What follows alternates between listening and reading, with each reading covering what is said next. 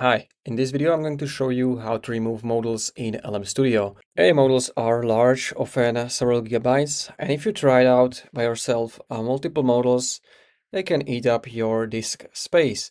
And to delete ones you don't use anymore, you want to go to the modals section, so click on My Modals on the left side. Here you can see all of the modals you have. You can also see how much they are taking of your space. So in my case, it's only 12 gigabytes. You can check the folder where you have them installed. You can see them right here. And to uninstall the model, it's pretty simple. You just have to click on the three dots next to the model, which you want to remove. So in my case, I will remove this Gwen model and then click on delete. And if you are sure, you want to click on delete again. So I'm going to click on delete. And now it should be removed from our computer. Alright, so we only have this one. And that's how you can remove modals to free up your disk space in LM Studio. If you found this video helpful, consider subscribing for more tutorials like this one.